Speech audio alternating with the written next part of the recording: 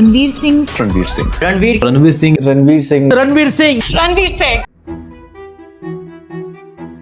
It is Sanjay Leela Bansali's Ranveer for Bajirao Mastani. Congratulations. अगर तुम लोगों के पटाखे खत्म हो गए तो मैं धमाका शुरू करूं। पिछले 14 सालों से सिल्वर स्क्रीन पे अपनी एनर्जी से आग लगाने वाला, कभी बिट्टू शर्मा बन के दिलों को जीतने वाला तो कभी खिलजी बन के लोगों को डराने वाला, मतलब एक ऐसा एक्टर जिसे इंडस्ट्री का असली कैमेलियन कहा गया। हाँ, मैं बात कर रहा हूँ उस सुपरस्टार की जिसने हीरो की डेफिनेशन ही बदल दी। Like a chameleon, like he can go from Khilji to Murad to like to literally to Rocky to Kapil Dev. I mean like you know, and then Deepika tells me like every 6 months a new person walks into the house, like you know. Ranveer Singh एक ऐसा नाम जो screen पे आते ही high octane energy का blast कर देता है। लोग उन्हें सिर्फ एक्टर नहीं बल्कि एक फोर्स ऑफ नेचर मानते हैं। बंदे का फियरलेस फैशन सेंस हो या फिर हर रोल के लिए उनका वो अनबिलीवेबल फिजिकल डेडिकेशन, रणवीर ने हर बार साबित किया कि वो रिस्क लेने से कभी नहीं डरते। इस बंदे ने कॉन्डम के एड्स करने से लेकर एक बार तो ऐसा काम किया कि खुद सलमान खान ने कहा कि अगर ये मुझे मिल गया तो मैं इसके सर पे चेयर पटक दूंगा। If a Bollywood actor had to play Aman Gupta in a movie, who would you pick? Ranveer Singh. Why? Energy, पागलपन, क्रेजी, वो भी ऐसा है। देखो, बाजीराव मस्तानी का शानदार पेशवा हो या गली बॉय का मुराद या फिर अपने 83 का कपिल देव का वो आइकॉनिक अवतार, उसके ट्रांसफॉर्मेशन ऐसे होते हैं कि पर्दे पर रणवीर नहीं सिर्फ वो कैरेक्टर नजर आता है। हर कैरेक्टर के लिए डीप रिसर्च करना, हर रोल में पूरी तरह से घुस जाना, रामलीला जैसे फिल्म के लिए गुजराती सीख लेना और मास और क्लास दोनों का चहेता बनना। इवन लोग जिसे उसका कॉम्पिटिटर बताते हैं वो खुद उसे अपना फेवरेट एक्टर कहता है। Two actors that I really like is Vicky Kaushal, Ranveer Singh. इसलिए हमारी सबसे successful series rise up star में आज के एपिसोड में हम डिकोड करेंगे रणवीर सिंह जैसे एक्टर को, जिसे कुछ टाइम पहले तक फ्लॉप तक डिक्लेयर किया जा चुका था। 4 साल तक उसने एक भी हिट नहीं दी और फिर ऐसा कमबैक किया कि लोग देखते रह गए। तो इस वीडियो में आपको रणवीर सिंह की इंटायर जर्नी के साथ साथ कुछ ऐसी बातें भी बताएंगे जो आप शायद ही जानते होंगे। जैसे अपने इस फिल्म में उनको एक ऐसी बैक इंजरी हुई कि उनके करियर पे फुल स्टॉप लगते लगते बचा। और पता है, अपने करियर की सबसे बड़ी फिल्म के लिए रणवीर सिंह ने एक भी रुपए चार्ज नहीं किए। फीस तो छोड़ो, फिल्म हिट होने के बाद प्रॉफिट शेयरिंग भी नहीं ली। और अपनी तीसरी चौथी फिल्म में ही कुछ ऐसा किया एक हीरोइन के साथ कि उस एक्ट्रेस ने रणवीर के साथ साफ साफ काम करने से इनकार कर दिया। और किस बात के लिए सलमान खान ने उन्हें चेयर चला के मारने वाली बात कही। और क्या सच में रणवीर के पेरेंट्स ने वायर को 10 लाख दिए थे? तो आज सिनेमा की सतरंगी नेवले के बारे में इतना कुछ बताऊंगा जो आपको आज तक पता नहीं होगा। अब देखो, रणवीर सिंह बचपन से ही ऐसे थे कि उन्हें देखकर लगता था कि ऊपर वाले ने थोड़ी एक्स्ट्रा एक्टिंग मैगी मसाला डाल दिए। जब बाकी बच्चे छुपन छुपाई खेल रहे होते थे तो रणवीर अपनी दादी के सामने परफॉर्मेंस दे रहे होते थे। दादी ने भी कह दिया था कि बड़ा होकर अमिताभ बनेगा हमारा लौंडा। देखो, अमिताभ तो एक ही है, पर रणवीर ने सोचा कि अमिताभ, खान और मिथुन दास सबको मिक्स करके एक कॉकटेल बनाते। वैसे ऋतिक रोशन भी उनके इंस्पिरेशन थे, लेकिन तब तक जब तक उन्हें रियलाइज नहीं हुआ कि ऋतिक बनने के लिए ग्रीक गॉड जैसी शक्ल होनी चाहिए, साथ साथ डिसिप्लिन भी होना चाहिए। लेकिन रणवीर ठहरे असली नमूने। मतलब किसी की बर्थडे पार्टी में चले जाए तो सब बच्चे केक के पीछे होते और रणवीर चुम्मा चुम्मा पे डांस कर रहे होते। उनका एक ही सपना था कि स्क्रीन पे आना, चाहे वो टीवी पे हो या फिर पड़ोसी की शादी का वीडियो। जब से मैं इतना छोटा था ना, बच्चा, उस वक्त से मुझे और कुछ नहीं करना था। मुझे सिर्फ और सिर्फ एक्टर बनना था, हिंदी फिल्म हीरो बनना था। मैं बड़ा ही फिल्मी बच्चा था कि बच्चे बाहर खेलने के लिए जाते थे तो मैं अंदर होता था और VCR पे कोई फिल्में देख रहा होता था या कैसेट पे म्यूजिक सुन रहा होता था या फिल्मी मैगजीन्स पढ़ रहा होता था। एक्टर बनने का भूत तो बचपन से ही था, पर सभी ने समझाया कि एक्टिंग करने को शौक की तरह लो, ना कि प्रोफेशन की तरह। तो आगे की पढ़ाई करने के लिए रणवीर सिंह अमेरिका जाता है, लेकिन एक्टर बनने का भूत फिर भी सर से उतरता नहीं। तो अमेरिका के इंडियाना यूनिवर्सिटी में उन्होंने क्रिएटिव राइटिंग पढ़ी। मतलब अगर आज वो एक्टर नहीं बनते तो शायद आज किसी एड एजेंसी में बैठ के ठंडा मतलब कोको कोला जैसे कुछ लिख रहे होते। तो अमेरिका में रणवीर ने सिर्फ पढ़ाई नहीं की, वहां उन्होंने स्टारबक्स में काम किया, PF चैंक्स में वेटर थे और पता नहीं क्या क्या किया। अब जस्ट इमेजिन करो कि रणवीर सिंह तुम्हें कॉफी सर्व कर रहा है और वो भी नाच नाच के, एकदम एक्स्ट्रा एनर्जी के साथ। मतलब क्या ही मस्त सीन हो। खैर, इंडिया वापस आने के बाद उन्होंने एक एड एजेंसी में एज ए कॉपी राइटर का काम भी किया, पर दिल तो था लाइट कैमरा एक्शन के पीछे। तो उन्होंने अपना रिज्यूमे और फोटो हर जगह भेजा। लोग कहते थे कि बेटा लुक थोड़ा नॉर्थ इंडियन है, तुम्हारे अंदर जा रहा हीरो वाली वाइब नहीं है। लेकिन रणवीर हर जगह अपना पोर्टफोलियो और फोटोज लेके पहुंच जाता। ऑडिशंस के बाहर लाइन में लगा दिखता। मंत्रा सिंपल था कि जलील होंगे पर पीछा नहीं छोड़ेंगे। इसी टाइम पे रणवीर ने 1.5 साल तक एज असिस्टेंट डायरेक्टर का काम भी किया। लेकिन उसी टाइम उन्हें रियलाइज हुआ कि वो अपने काम में इतने ज्यादा ऑक्यूपाइड हो चुके हैं कि एक्टिंग के लिए उन्हें बिल्कुल टाइम ही नहीं मिल रहा। फिर उन्होंने मुंबई के किशोर नामे स्कूल से एक्टिंग का कोर्स किया, जहां उन्हें मेन स्ट्रीम एक्टिंग सिखाई गई। और एक बात रणवीर सिंह में हमेशा से थी, वो ये था कि ही ऑलवेज स्टील्स द शो। मतलब वो हमेशा लोगों को हंसाता।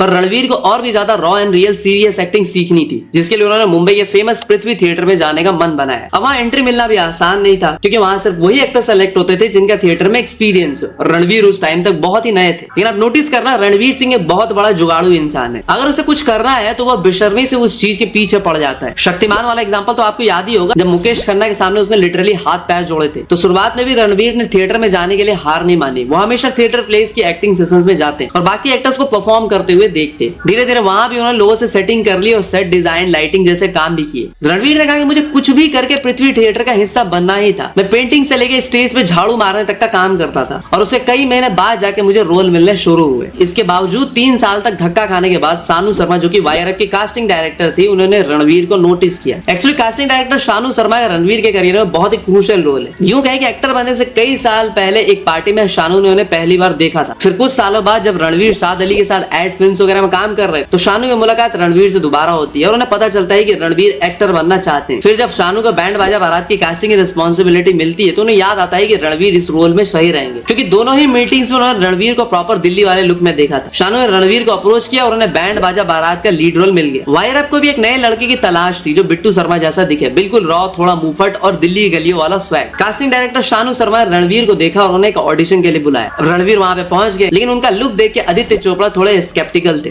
उन्हें लगा कि ये लड़का थोड़ा ज्यादा ही नॉर्मल लग रहा है। पर जैसे कैमरा ऑन हुआ, रणवीर ने जो परफॉर्मेंस दी वो इतनी नेचुरल थी कि वहां बैठे लोग दंग रह गए। जब उन्हें सेलेक्ट किया गया तो उन्हें बोला गया कि वो आदित्य चोपड़ा से मिले। रणवीर सिंह इतने नर्वस थे कि उन्हें लगा कि शायद रिजेक्ट करने के लिए बुलाया है, पर आदित्य चोपड़ा ने कहा कि तुम्हें एक्टिंग तो आती है पर तुम्हें बहुत मेहनत करनी होगी, क्योंकि तुम दिखने में तो उतने बड़े हीरो लगते नहीं हो। रणवीर सिंह ने उस बात को भी चैलेंज की तरह लिया। उन्होंने फिल्म के लिए इतनी तैयारी की कि वो दिल्ली यूनिवर्सिटी के कैंपस में जाकर छुपकर बैठ गए, लोगों को ऑब्जर्व करना स्टार्ट किया और वही ब्रेड पकौड़े वाली वाइब अपने अंदर उतारी। जब फिल्म रिलीज हुई तो लोगों को लगा ही नहीं कि ये कोई मुंबई का लड़का है। सबको लगा कि ये तो पक्का जनकपुरी या फिर लाजपत नगर से उठाया गया असली दिल्ली वाला लौंडा है। 15 करोड़ के बजट में बनी बैंड बाजा बारात ने 96 करोड़ का कलेक्शन किया और सुपरहिट साबित हुई। रणवीर की परफॉर्मेंस इतनी तगड़ी निकल के आई कि खुद SRK ने उसे कॉल करके कहा कि बेटा तूने स्क्रीन फाड़ दिया। One of the greatest moments of my life that I'll never forget, the Saturday of release, I got a call from Mr. Shah Rukh Khan to congratulate me on my performance in my first movie. Can you imagine what it meant to me?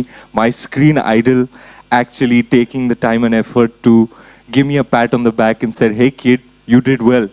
Go on." Aditya Chopra ने भी बेफिक्र के time पे कहा कि पहले ही दिन जब मैंने रणवीर को डायरेक्ट किया, मेरे लिए वो शाहरुख खान था। आदित्य चोपड़ा ने कहा कि रणवीर में वही एनर्जी, वही ब्रिलियंस है और वही दिमाग है जो उन्होंने शाहरुख खान में देखा था। लेकिन आपको शायद ही पता होगा कि बैंड बाजा बारात के पहले ऑडिशन में तो रणवीर को सेलेक्ट कर लिया गया, लेकिन बाद में जब उन्हें अपना final screen test Anushka Sharma के साथ देना था तो रणवीर नर्वस हो जाते हैं, वो ठीक से परफॉर्म नहीं कर पा रहे होते हैं। उसके बाद आदित्य चोपड़ा ने उन्हें समझाया होता है और आदित्य चोपड़ा के एग्जैक्टली यही वर्ड्स होते हैं कि देखो बेटा, तुम ऋतिक रोशन तो हो नहीं, तुम एटलीस्ट एक्टिंग तो कर लो। देखो तुम्हारा पहला ऑडिशन काफी अच्छा गया और मैं तुम्हें इस कैरेक्टर में भी देख सकता हूँ। As well as Aditya Chopra ने यह भी कहा कि मैं तुम्हारे अंदर एक लंबे करियर की पोटेंशियल देखता हूँ, तो तुम अपना फाइनल टेस्ट बिना किसी नर्वसनेस के साथ दो। और आदित्य चोपड़ा ने ये बातें तब कही थी जब करण जौहर ने आदित्य चोपड़ा को साफ साफ कह दिया कि इस लड़के को अगर फिल्म में लोगे तो तुम अपना ही तगड़ा नुकसान करवाओगे।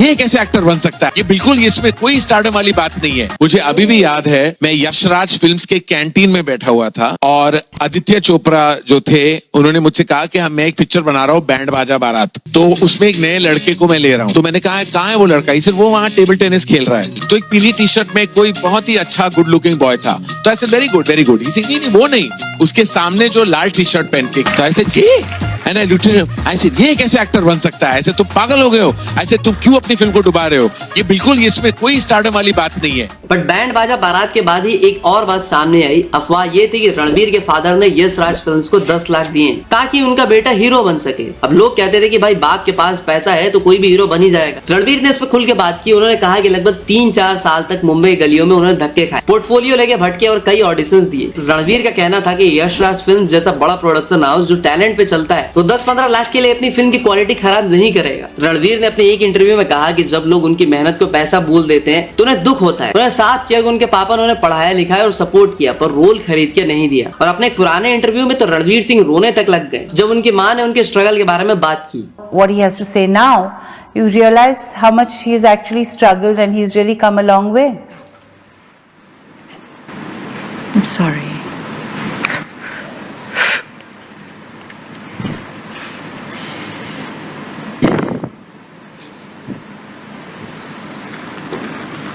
I'm sorry.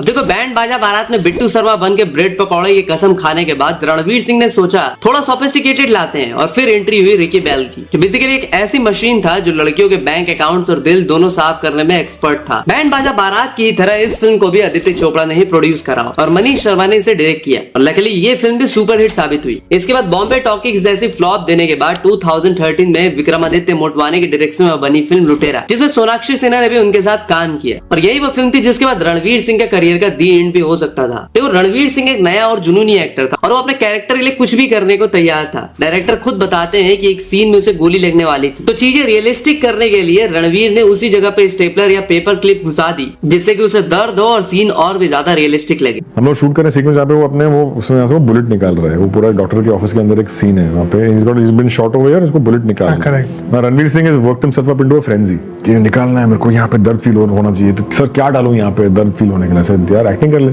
नहीं कुछ चाहिए वहाँ पे। तो वो होता ना वो काले वाले जो पेपर क्लिप होता है ना, जो बड़े मतलब 100 लगा देते हैं, यहाँ पे मैं लगा दूंगा, तो उसने लगाया, ऊपर नीचे जा रहा है पहाड़ पे to get himself into that moment because he has been shot, he has to come in sweating.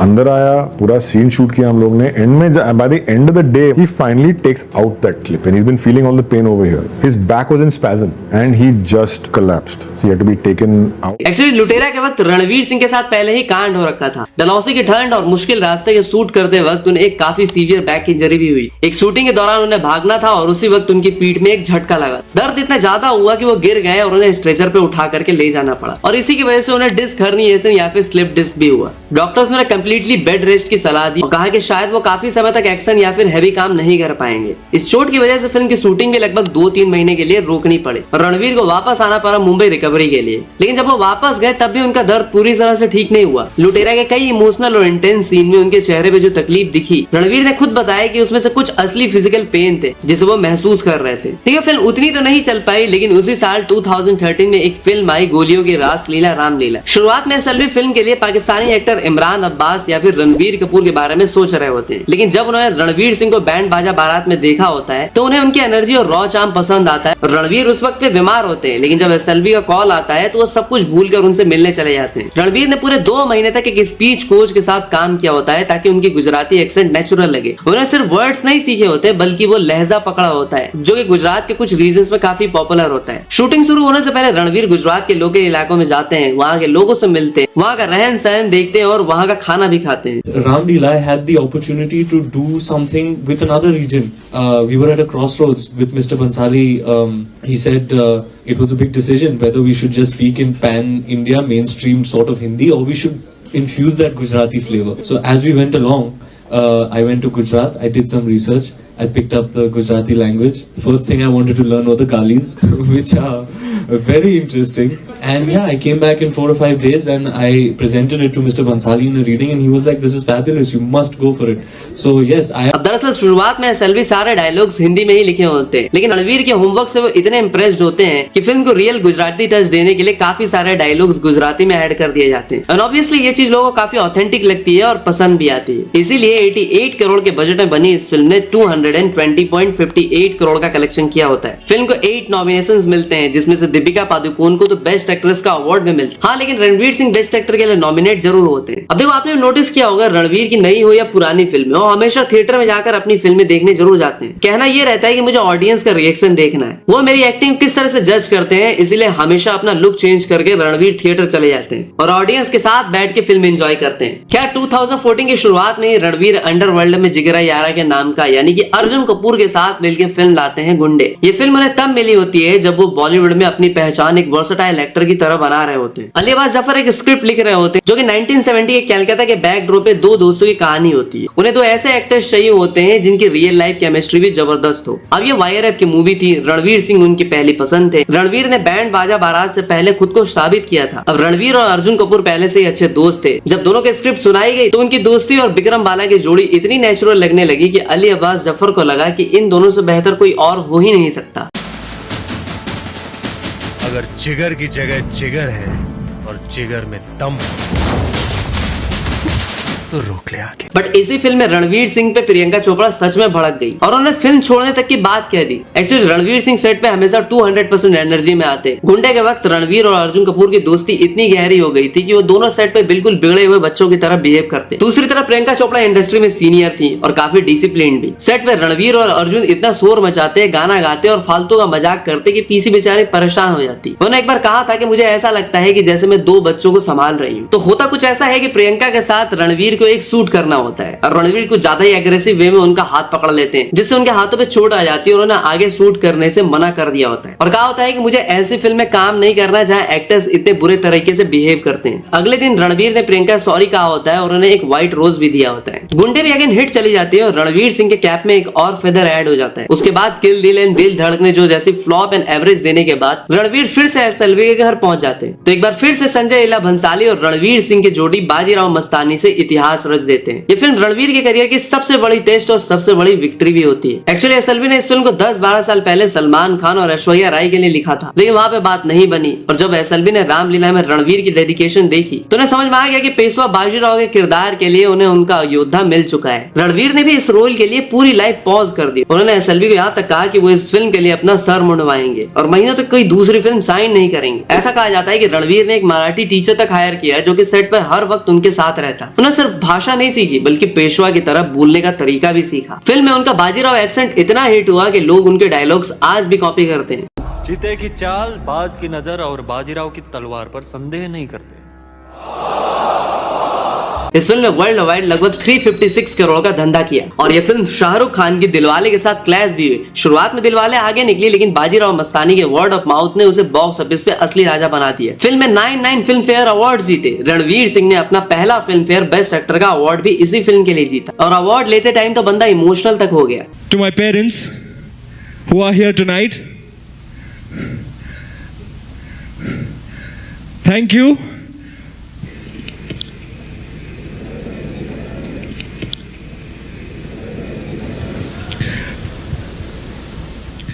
for allowing me to pursue my dreams,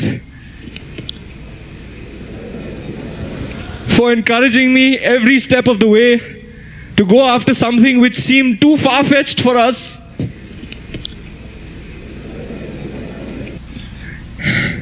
Even when the chips were down, and God knows they were down most of the time.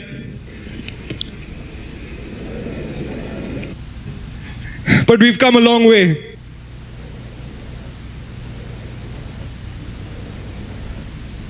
Thank you for making me what I am.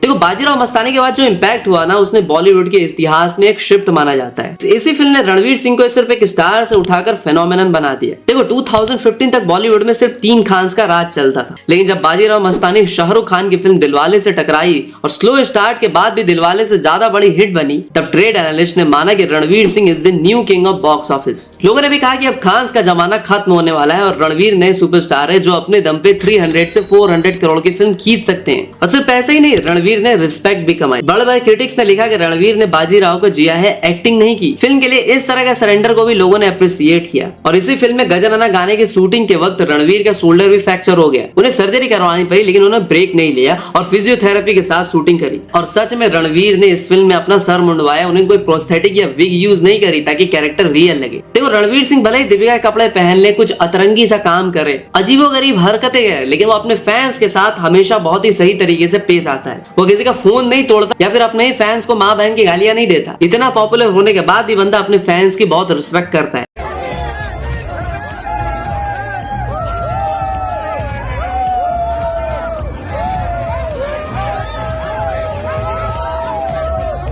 और उसके fans भी उसी तरह सनकी हैं। कोई हाथ पे टैटू बनाता है, कोई पीठ पे और कोई तो ऐसी जगह पे जो मैं बता भी नहीं सकता। एक बार तो एक फैन रणवीर को एक झापड़ तक लगा देता है, फिर भी यह बंदा एकदम कूल रहता है।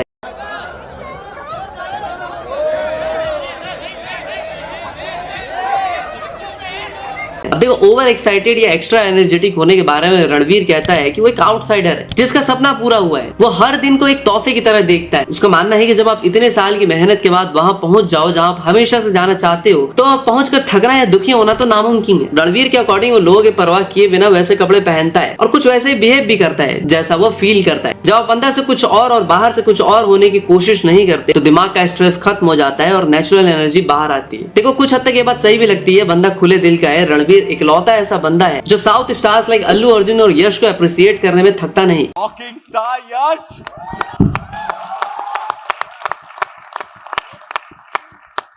I don't like why. Oh, I'm like, yes, kill him, Yash, kill him.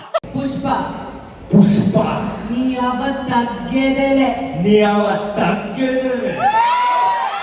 2016 में फिर से रणवीर एक बार आदित्य चोपड़ा का पकड़ते हैं हाथ। बेफिक्र है जैसे फिल्म आती है, लेकिन फिल्म एवरेज जाती है। बट इसी फिल्म के शूटिंग के दौरान सलमान खान की सुल्तान रिलीज होती है और रणवीर थिएटर में जाकर सुल्तान के गाने बेबी को बेस पसंद है पे नाचने लगते हैं।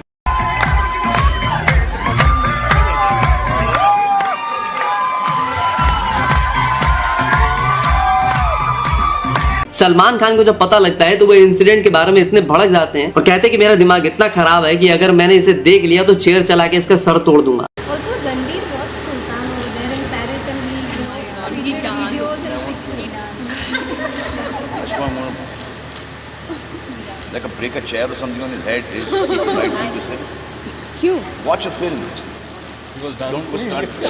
खैर, बेफिक्रे के 2 साल बाद रणवीर के करियर की सबसे बेस्ट ईयर आती है, यानी कि 2018। इस साल की शुरुआत यानी कि 25 जनवरी 2018 को ही पद्मावत जैसी फिल्म आती है। रणवीर थोड़े से डरे होते हैं क्योंकि एक लीड हीरो के लिए एक हार्डकोर विलन का रोल करना रिस्की था। उन्हें लगा होता है कि अगर लोग खिलजी से नफरत करने लगे तो उनका करियर तो एंड भी हो सकता है। एसएलवी ने रणवीर को एक कमरे में बंद होने का कहा होता है ताकि वो खिलजी की नेगेटिविटी और गुस्सा फील कर सके। रणवीर इतने डीप चले गए होते हैं कि उन्हें साइकाट्री की जरूरत भी पड़ती है, मतलब अपने आप को खुद को नॉर्मल करने के लिए, और वो लिटरली 6 महीने तक सिर्फ रेड मीट खाते हैं। And I'm very excited to share this. I ate red meat for a year and a half straight. Yeah. Every day? Yeah. I was like, if you are to subscribe to the notion that you are what you eat, then I'm going to eat red meat throughout.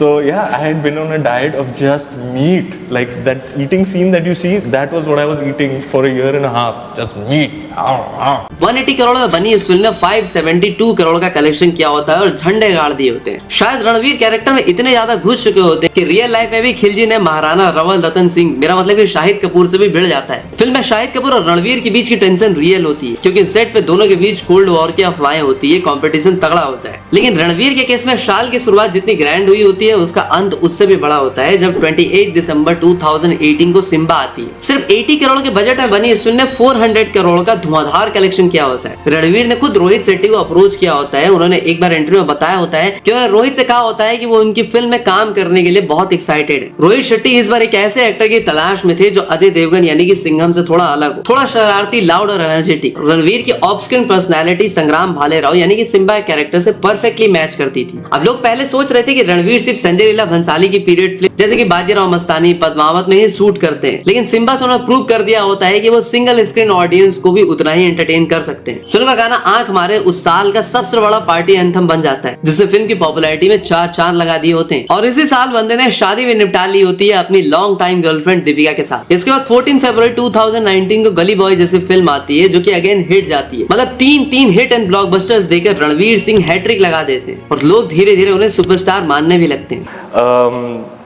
हाँ, ये साल गवाह है। मेरी सबसे बड़ी blockbuster एक ही साल में आना मेरे लिए बहुत बड़ी बात है। मेरे लिए तो ये सबसे बड़ी बात है कि मेरे पास काम है, जिस चीज़ से मैं प्यार करता हूँ, मेरी जो कला है, उसी से मैं पेट पालता हूँ। मैं सेट पे जाता हूँ और एक्टिंग करने को मिलता है, यही मेरे लिए सबसे बड़ी बात है। अब वो हिट गई तो वो सोने पे सुहागा। पद्मावत जनवरी में, सिम्बा दिसंबर में, और सिम्बा खत्म नहीं हुई कि गली बॉय का टीजर आके फट गया, तो कुछ अलग ही हो रहा है मेरे साथ। और टचवुड, मेरे पास शब्द नहीं है कि मैं कैसे बयां करूं कि मैं कैसा महसूस कर रहा हूँ कि लेकिन 3 हिट्स की चांदनी फिर अंधेरी रात आ ही जाती है जब कपिल देव की बायोपिक आती है पेंडेमिक के टाइम पे 83। ये फिल्म फ्लॉप चली जाती है। अब चलो कोई बात नहीं कि लगातार 3 हिट्स देने के बाद एक फ्लॉप तो चलता है, लेकिन उसके अगले ही साल आती है जयेश भाई जोरदार, जो कि अगेन एक बहुत बड़ी फ्लॉप साबित होती है। और उसी साल रणवीर को एक और बड़ा झापड़ लगता है सर्कस जैसी फिल्म के डिजास्टर होने पे। रोहित शेट्टी जो कि रणवीर के लकी चांद थे, वो भी रणवीर को सर्कस का नहीं बॉक्स ऑफिस का जोकर बना देते हैं। रणवीर सिंह का ये फेस देखकर ऐसा लग रहा होता है जैसे कि उन्होंने अपनी एनर्जी गलती से किसी खराब इन्वर्टर में डाल दी हो। एक के बाद एक 3 डिजास्टर्स, 83, जयेश भाई जोरदार और सर्कस। इसका इम्पैक्ट इतना जोरदार होता है कि ऑडियंस को लगता है कि रणवीर का चीर हरण हो चुका है। और जब बॉक्स ऑफिस पे चीर हरण हो ही चुका होता है तो नंगा नहाएगा क्या और निचोड़ेगा क्या। तो रणवीर सच में नंगे हो जाते हैं और पेपर मैगजीन के लिए न्यूड फोटोशूट भी करवा लेते हैं। इसके बाद लोग ट्विटर पे मीम्स की बाढ़ ला देते हैं। एक एनजीओ ने तो रणवीर के लिए कपड़े जुगाड़ने में भी लग जाता है। FIR तक हो जाती है। 4 साल से फ्लॉप से जूझ रहे रणवीर जब 2023 में रॉकी और रानी की प्रेम कहानी लेके आते हैं तो 160 करोड़ के बजट में बनी इस फिल्म ने तगड़ा बिजनेस किया होता है। 356 करोड़ का नंबर खड़ा कर दिया होता है। बट रणवीर को लोगों ने फिल्म में बिरयानी की इलायची की तरह इग्नोर मारा होता है और पूरा लाइमलाइट खा जाती है आलिया भट्ट। 2024 में भी सिंघम अगेन में वो कैमियो करते हैं, बट इसका भी कुछ खास इंपैक्ट नहीं होता। देखो, रणवीर की सबसे बड़ी पहचान होती है उनका इंथुजियाज्म, लेकिन जब उनकी फिल्में नहीं चलती तो लोगों ने इसी चीज को उनके खिलाफ इस्तेमाल किया होता है। लोग कहने लगते हैं कि वो हर जगह ओवर एक्टिंग करता है, चाहे वो रेड कारपेट हो या मूवी स्क्रीन। सोशल मीडिया पे एक सेक्शन ऐसा बन जाता है जो उन्हें क्लाउन या जोकर बुलाने लगता है। रणवीर की एनर्जी को लोग फेक या फिर माल फूकने का असर बताते हैं। लोग उन्हें धीरे धीरे सीरियसली लेना बंद कर देते हैं। फिल्म मेकर्स ने भी साइंड फिल्मों से उन्हें निकाल दिया होता है। मुकेश खन्ना ने भी रणवीर की चूतर पे लात मार के उन्हें भगा दिया होता है। इवन जब बंदा अपने मेंटोर यानी कि आदित्य चोपड़ा के पास जाता है फॉर एक्शन फिल्म, तो आदित्य ने भी अपना दरवाजा बंद कर लिया होता है। SLV ने भी लव एंड वॉर जैसी फिल्में रणवीर की जगह रणवीर को ले लिया होता है, लेकिन एक आदित्य ने दरवाजा बंद किया होता है तो दूसरे ने उनके लिए खोल दिया होता है। और रणवीर सिंह धुरंधर एंड धुरंधर 2 के साथ 3000 करोड़ वर्ल्ड वाइड कलेक्शन कराने वाले पहले इंडियन एक्टर बन जाते हैं पोस्ट पैंडेमिक एरा। क्रिटिक्स और फैंस दोनों ने रणवीर सिंह की परफॉर्मेंस को करियर बेस्ट कहा होता है, जिसमें उन्होंने एक लेयर्ड और इंटेंस स्पाई कैरेक्टर को पोर्ट्रे किया होता है। 2 years, I've seen this man. I mean, wow. I have seen him. I'm so proud of him because it's not easy what he did. I did not see Ranveer even once in the frame.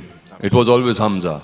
And that was incredible. तो अब बात करते हैं रणवीर सिंह के upcoming projects की, जैसे number 1 पे है प्रलय। रणवीर सिंह अपकमिंग फिल्म प्रलय को लेकर काफी ज्यादा बज बना हुआ है, खास करके उनकी जो रीसेंट ब्लॉकबस्टर धुरंधर 2 के सक्सेस के बाद। ये दरअसल एक post apocalyptic zombie thriller film होने वाली है जो इंडियन सिनेमा के लिए एक नया और बोल्ड स्टेप भी होगी। ये फिल्म एक जॉम्बी आउटब्रेक के बाद की दुनिया दिखाएगी। ऐसा कहा जा रहा है कि इसमें मुंबई को एक डिवास्टेटेड हालत में दिखाया जाएगा, कुछ द हंगर गेम्स के स्टाइल में या फिर शायद I am the legend type. इस फिल्म में सिर्फ एक्शन ही नहीं, इसमें दिखाया जाएगा कि एक इंसान अपनी फैमिली को बचाने के लिए किस हद तक जा सकता है। रणवीर इसमें एक हस्बैंड और फादर का रोल निभाएंगे जो कि सर्वाइवल की जंग लड़ेगा। इस फिल्म को जय मेहता डायरेक्ट कर रहे हैं, जो कि हंसल मेहता के ही बेटे हैं, जो कि स्कैम 1992 और लुटेरे जैसे हिट सीरीज के लिए जाने जाते हैं। इसके बाद नंबर 2 पे है सिम्बा 2। रोहित शेट्टी ने सिंघम अगेन की सक्सेस के बाद ही सिम्बा 2 को लेके काफी पॉजिटिव हिंट्स दिए। फैंस रणवीर सिंह के एनर्जेटिक कैरेक्टर संग्राम भालेराव की वापसी का बेसब्री से इंतजार कर रहे हैं। रोहित शेट्टी ने कंफर्म भी किया है कि सिम्बा 2 जरूर बनेगी। उन्होंने बताया कि जब उन्होंने सिंघम अगेन में सिम्बा का कैमियो रखा था